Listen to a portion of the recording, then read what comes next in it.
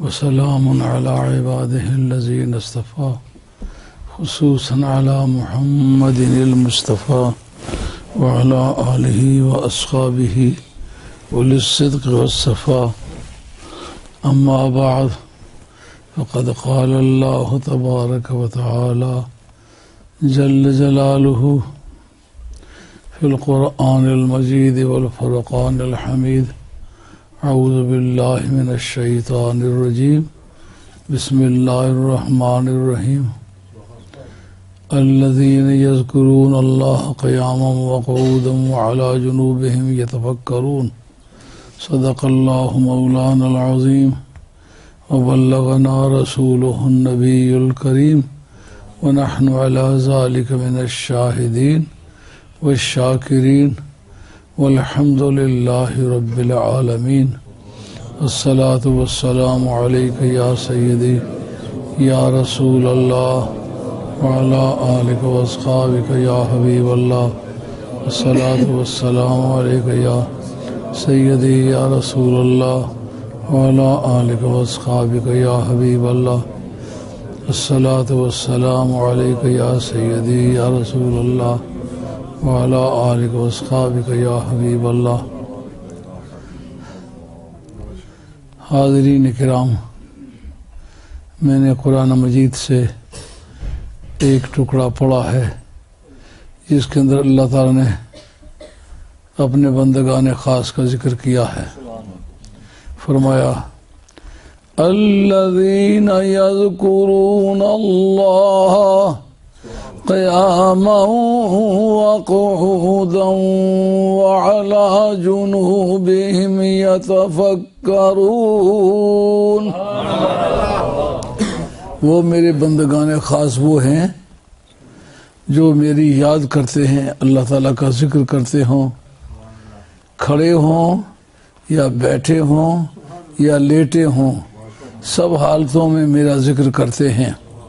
वो यक़ूलूना रब्बना मा खलक़ता हाज़ा बातिला, वो ज़मीनों आसमानों पर गौर करते हैं और कहते हैं मौला करीम इन चीज़ों ने को तुमने बेकार नहीं पैदा किया। यानी एक तो उनका जिक्र करना, दूसरा उनका तफक्कुर करना। सूफिया की ये तहकीक है जिस पर कुरान की शातें, हदीस की शातें भी मौजूद हैं कि लम्हा फ़िक्रिया जो है वो कई कई साल की इबादत पर अफजलियत रखता है। नबी पाक अलैहिस्सलाम का जो हरफ आगाज़ है वो ज़िक्र इलाही से चलता है। बुखारी शरीफ के मतन के अंदर है कि आप कई कई दिन के लिए खाना लेके तो गारे हिरा में चले जाया करते थे और वापस नहीं आया करते थे, और वहाँ आपकी मसरूफ़ियत क्या थी? ज़िक्र इलाही के सिवा कुछ नहीं था। इसका मकसद ये है कि खा नबी हो या गैर नबी हो, कुर्ब इलाही के लिए उसको ज़िक्र इलाही करना पड़ता है। लिकुल्लि शैइन सक़ालतन व सक़ालतुल क़ल्बि ज़िक्रुल्लाह, हर चीज़ की कोई ना कोई पालिश होती है और दिल की पालिश जो है अल्लाह का ज़िक्र है। अल्लाह का जिक्र करने से दिल पालिश हो जाता है। जिससे और चीज़ों की मेंटेनेंस करना पड़ती है ना, कपड़े को ना धोएं तो उसकी उम्र घट जाती है, उसकी खूबसूरती घट जाती है, वो अपने वो जौहर नहीं दिखला सकता जो साफ़ होने की सूरत में होते हैं। इसी तरीके से दिल भी मैला होता है। आले बातिल की मजलिस से बुरे एहसासात पैदा होते हैं और कोई नामुनासिब खाना खाने से, रिज़्क़ के ठीक न होने की वजह से भी इबादत पर असर पड़ता है। सरकार ने फरमाया है कि जो रिज़्क़ हलाल है ये सारी इबादतों की बुनियाद है। अगर कोई रिज़्क़ नापाक खाता है तो उस सूरत में खा वो कितनी भी इबादत करे नतीजा कुछ नहीं लाती। और रिज़्क़ के नापाक होने की मुतअद्दिद वजूह हैं। एक वजह तो यह है कि उसकी आमदनी का ज़रिया सही ना हो, सेहतमंद ना हो। मसलन वो दुकानदार है, ऐसी चीज़ें बेचता है जिनके बेचने की उसे इजाज़त नहीं है, या बेचता किसी ऐसे फार्मूले से है जो हराम है, वो आमदनी का ज़रिया हराम होने की वजह से रिज़्क़ हराम हो जाता है।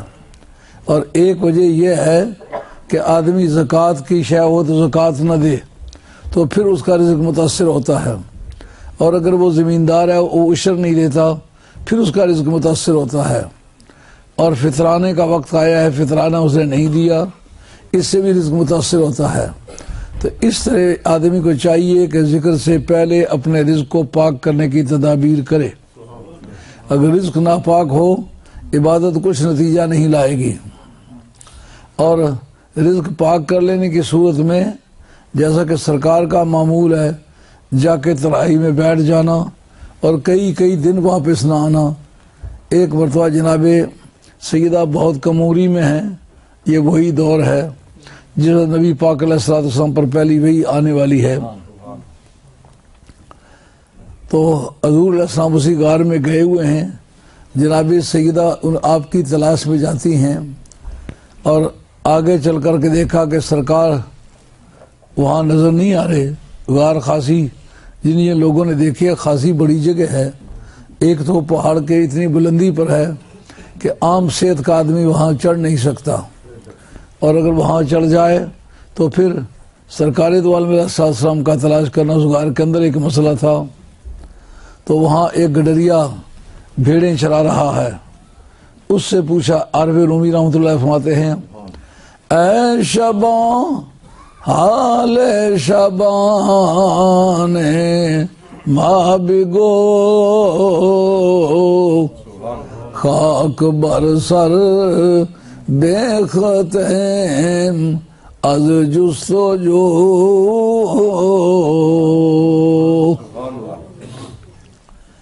ओ गडरिए, इंसानों का गडरिया तुमने नहीं देखा?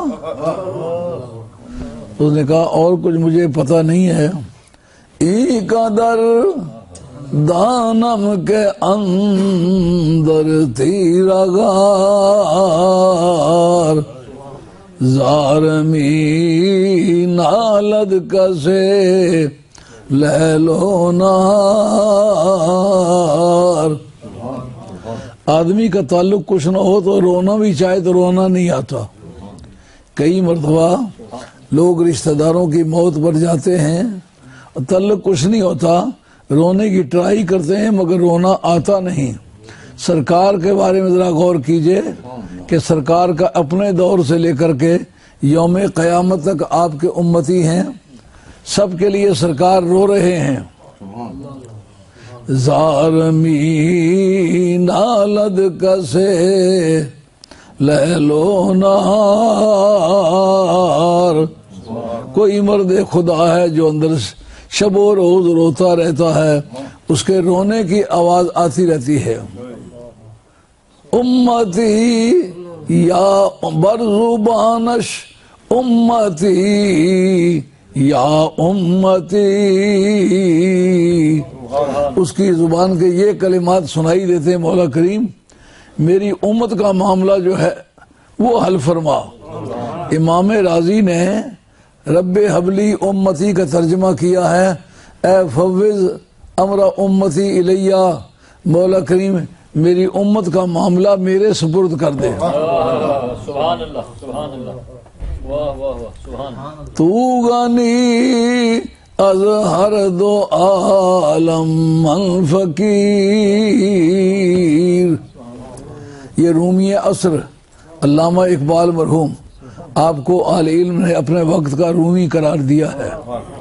जैसा कभी मैंने कहा था रूमी कश्मीर, इस तरह आले इल्म ने अल्लामा इकबाल मरहूम को ये टाइटल दिया है कि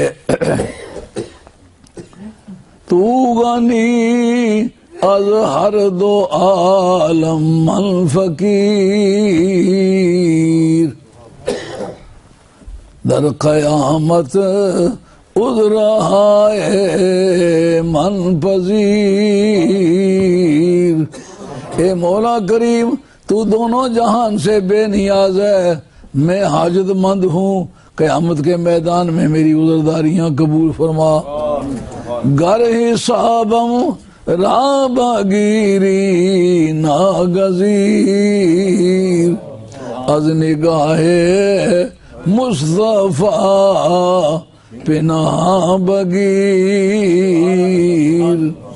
ए मौला करीम, अगर कयामत के दिन तो मेरा हिसाब जरूरी समझे तो ऐसा करना, ये मेरी दरख्वास्त है। सरकार में से किसी ओझल में खड़े होके, किसी ओट में खड़े करके मेरा हिसाब ले लेना, ताकि सरकार को मेरी वजह से परेशानी ना हो। कितना नेक शख्स है और एहसास कैसा है, तबीयत में हाजिरी कैसी है। वो कहते हैं अगर तो मेरा हिसाब खामखाई जरूरी समझे तो मेहरबानी फरमा के सरकार से किसी ओझल में खड़े होके बिस्मिल्लाह, अल्लाह आपको जज़ाए खैर। तो सरकार से किसी ओट में खड़े होकर के मेरा हिसाब ले लेना। तो हजूर का फरमाना रब्बे हबली उम्मती, ये किस वक्त का सबक है।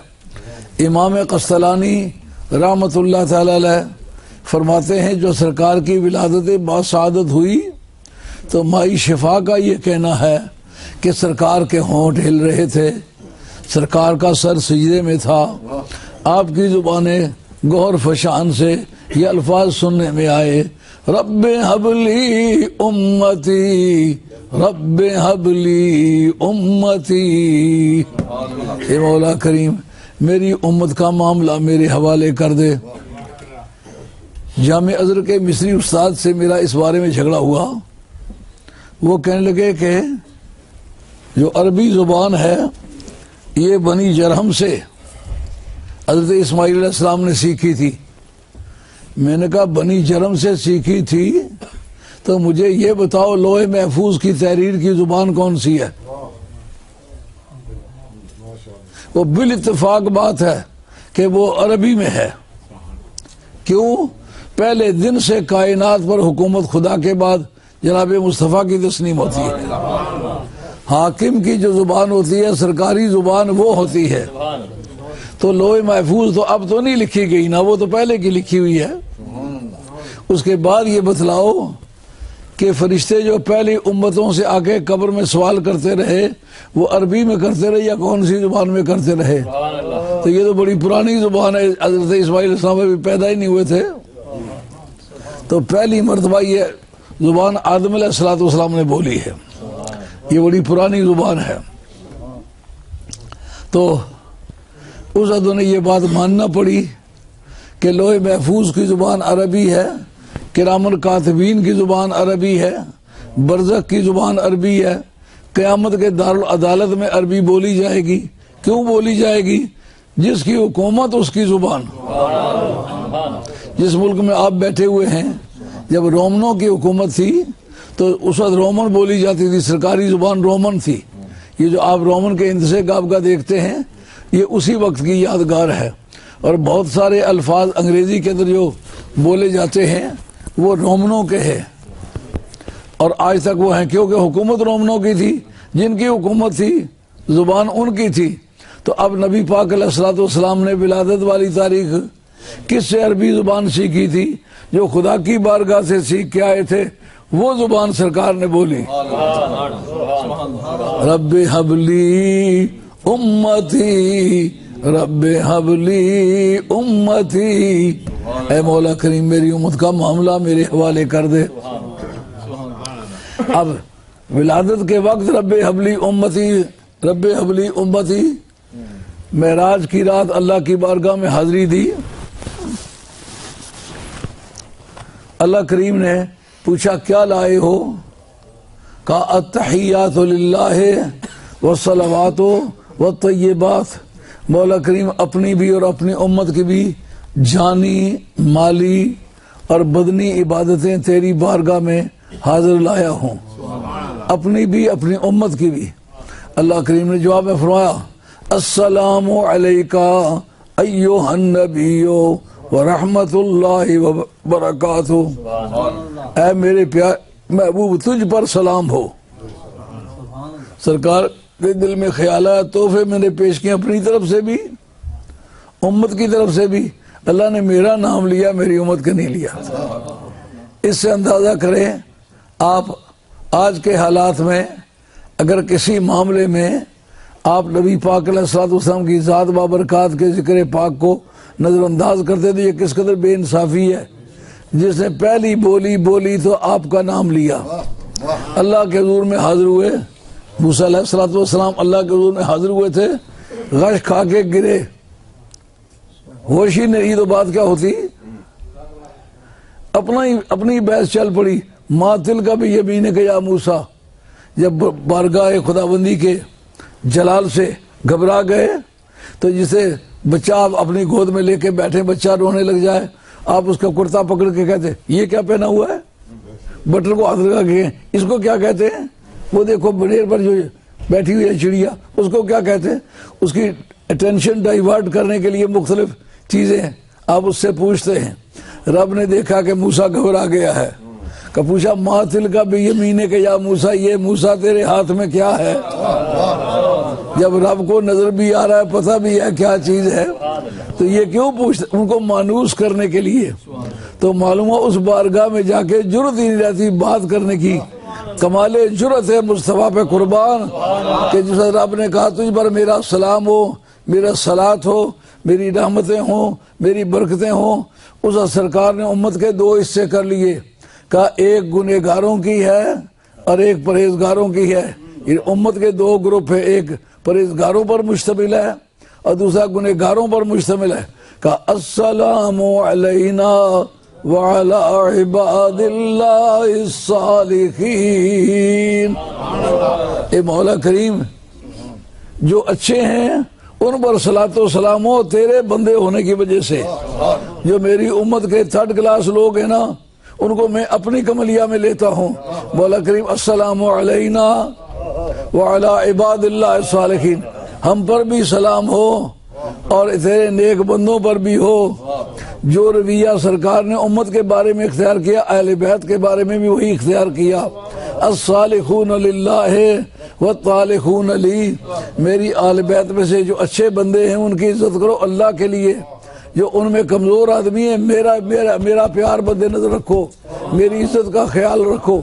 उनको अगर दुख दिया जाए, उनको हकीर समझा जाए तो मुझे चोट लगती है।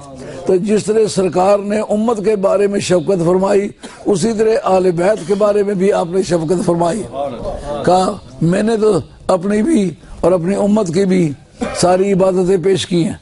अत्तहियातु लिल्लाहि व सलावातु व तय्यबात, अरबी जुबान में इसके माना नफली या फर्जी या जिस्मानी या रूहानी या लिसानी इबादत से मुराद नहीं है।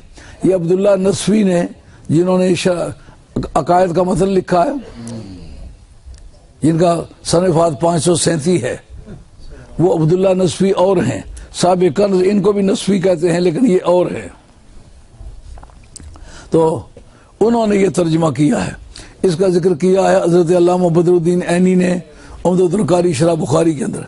का ये लुगत के लिहाज से माना नहीं है, सरकार के अपने बयानात के जरिए से ये तय हुआ कि इसके माना ये है।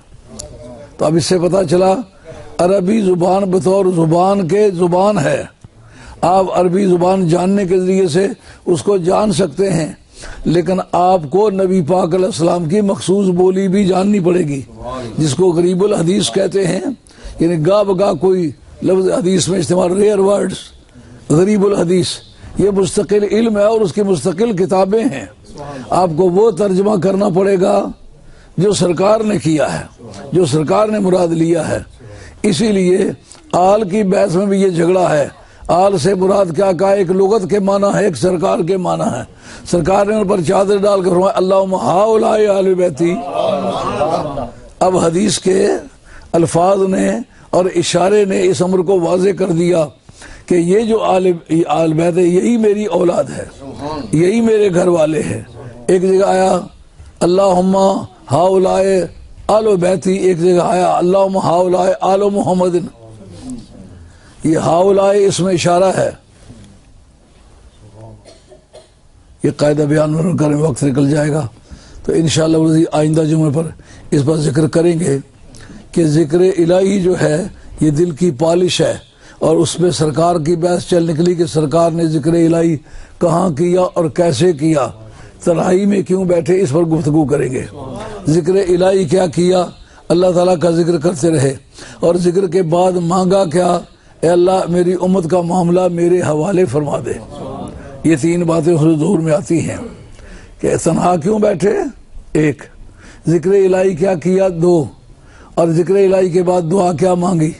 तो फिर कायदा क्या होगा, तन्हा बैठना, जिक्र इलाही करना, आखिर में अपनी मुराद के लिए जो नेक है उसके लिए दुआ मांगना। ये सरकार की सुन्नत है। इंशाअल्लाह वल अज़ीज़ आइंदा जुमे पर इस बात का जिक्र करेंगे। नात पढ़नी है तो फिर अब टाइम थोड़ा रह गया ना।